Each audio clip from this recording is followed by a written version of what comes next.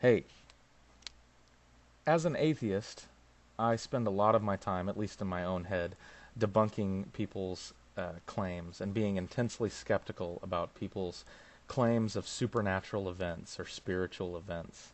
Um, but by the same token, I've never met one person in my entire life, and rational or no, that doesn't have at least one story that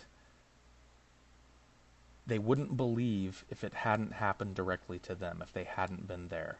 And I love hearing people tell these stories because I don't believe a fucking word of them. But people are always so sincere when they're telling them. And because I have an experience like that, there's a little piece of me that wants to believe this shit happened. And so I'm interested. A lot of the people that subscribe to me, a lot of the people that I watch here on YouTube are some extraordinarily rational people. And yet I'd be willing to bet you all have a story like this. And I'm going to tell you mine, and maybe you can tell us yours. Mine goes a little something like this.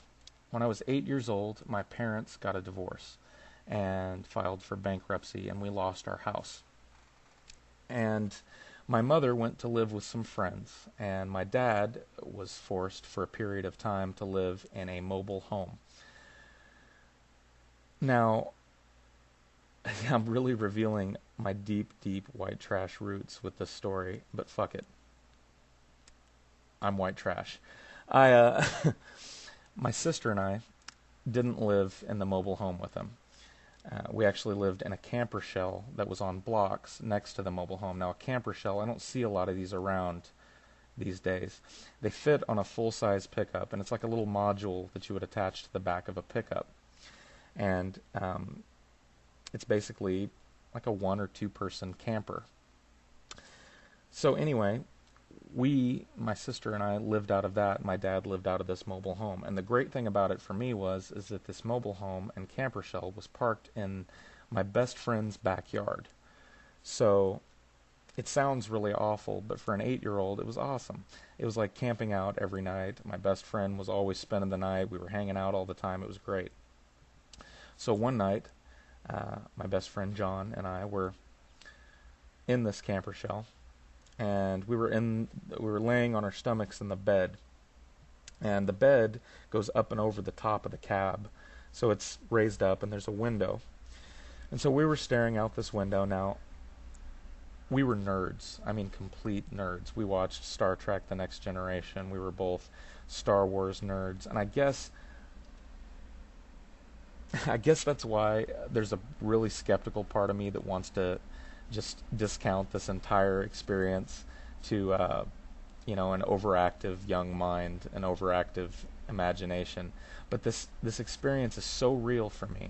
The memory of it is so vivid that I have never been able to shake it my entire life. And as skeptical as I am, I've never been able to get over this. So we're laying in this camper, and we're looking out over his property. He had a pretty decent piece of property. And so we were looking, and we're talking about aliens, probably. And I was looking at this star, and there was this blue star in the sky, and I'm staring at this as we're talking. And all of a sudden, out of nowhere, this star moves across the sky. A very deliberate, very rapid movement. Moves across the sky and stops. And so I was startled. I told him, I said, John, that star just moved. And he says, no. I said, yes, no, just watch it. Watch. And so we laid there and watched and kept talking, and sure enough, about 15 minutes later, it moved again, and he saw it. So we were instantly convinced that this was aliens. There was some sort of alien encounter going on. And so we formulated a plan. The next night was a weekend. We were going to camp out in his backyard underneath the stars, and we were going to experience some alien shit. Come hell or high water, we were going to get abducted or have a close encounter of the third kind or something. So the next night, we got a little ice chest packed up with some snacks in it and some sodas. We had a blanket and a couple of sleeping bags.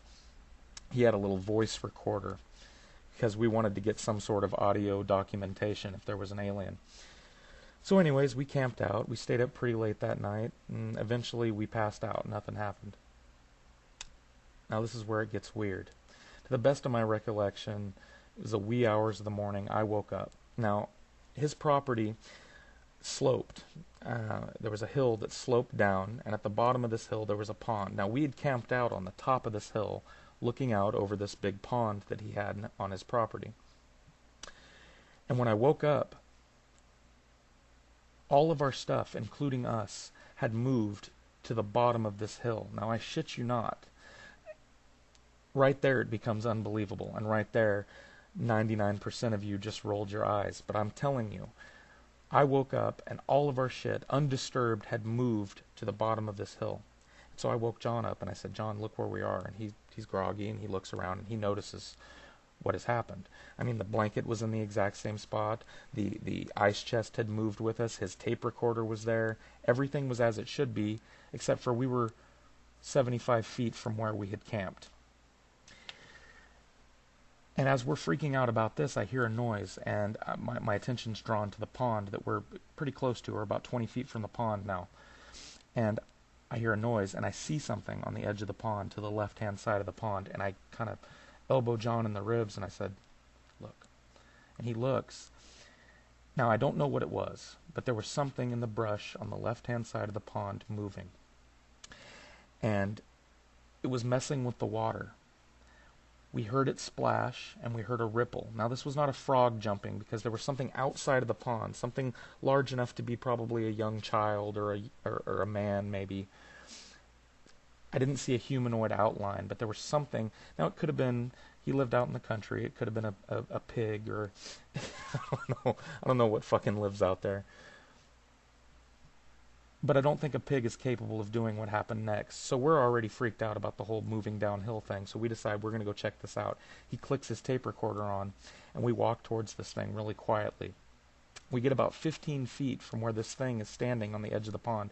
It's incredibly dark. We're talking country dark. So the stars and the moon, that's the only light you have. So we can't see shit. And I took the little microphone, and I was going to call out to this thing. And I said into this microphone, and he still has this tape, I said, hello. And as soon as I vocalized that H, as soon as that H came out of my mouth, this thing took off and ran across the water. Now, not through the water, it didn't swim, it ran across the water. It went incredibly fast and traversed the entire pond and left a wake like a speedboat would leave. And on the audio tape that he still has, you hear us freaking out about this. Oh my God, you know. And so we were both done at that point. That was it. He packed up his shit and went back to his house, and I went back to the camper. And that's pretty much the end of that. But I tell you, to this day, that memory is so incredibly vivid in my mind. It's so real that I can't shake it. And so I'm interested. I know most people have a story like this, even the skeptics. And so I'm interested to hear some of your stories. Something that happened to you that nobody else would possibly believe, that defies all skepticism and defies all reason and logic, that you can't explain away.